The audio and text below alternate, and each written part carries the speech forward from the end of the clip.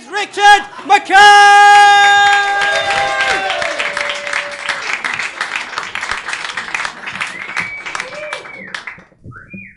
Watching so many nervous people has made me 100 times more nervous.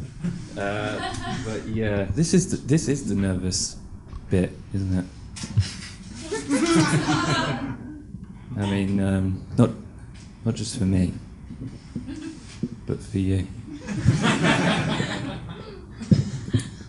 Is he going to be any good? Is he going to be funny? Are there going to be awkward silences?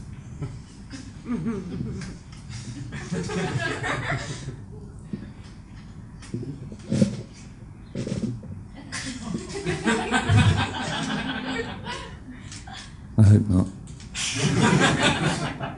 But anyway, in all kinds of adult social situations, there's an anxiety, particularly with British middle class people, because they have this rule of etiquette, which is like this unwritten sort of handbook, like make sure you use the correct cutlery in the right order, and don't eat a small piece of cheese from an unopened cheese if there is a cheese that's open already.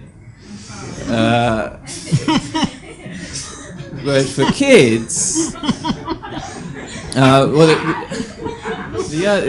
if someone breaks that rule, it's you can't mention it, because that is the biggest break of the rules of etiquette. If someone does something wrong, you can't go, he's done something wrong, ostracise him now. That's the worst. But for kids, that doesn't apply. That's the elephant in the room. It can't be said. But for kids, it doesn't apply because they do what they like. They don't care. And really, for kids, what they should be worried about is the paedophile in the room.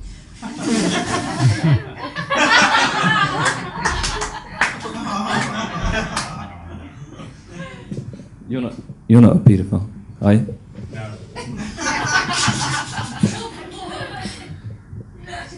No. Well, that is what a paedophile would say, then. I told a friend that I was going to do this, and they said, I hate audience interaction.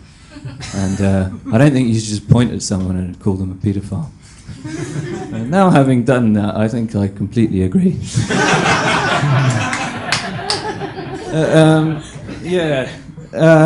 When I was a kid, as you get older, that anxiety, that pressure to fit in becomes more apparent. And I had a friend that was into cars, and he had all posters of Ferraris and stuff. I still don't know anything about cars. Ferraris and all the other cars on the wall. I decided, I was maybe about 10, I decided I needed a car that I liked. My only frame of reference was the advertisement for Vauxhall Vectra. It's just nothing, it's just a family car.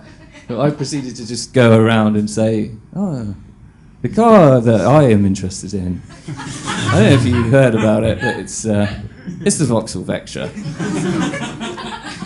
Yes. Yeah. They either were just embarrassed to death, or they just had no idea what I was talking about. But anyway, say what you like about Prince.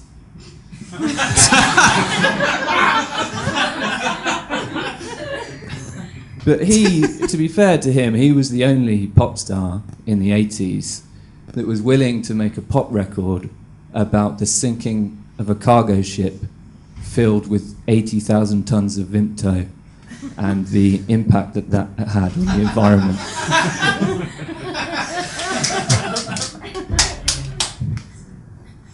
Anyone? What's the punchline, please? Purple. Yes, Purple Rain. I mean, to be fair, that joke requires some knowledge of Prince's discography. And also a meteorological understanding of the way in which the sea affects weather patterns over land. And even if 80,000 tons of Vimto did spill into the sea, the rain would be mauve at best. Which is why I imagine a lot of you didn't laugh. Okay, that's Richard McKay!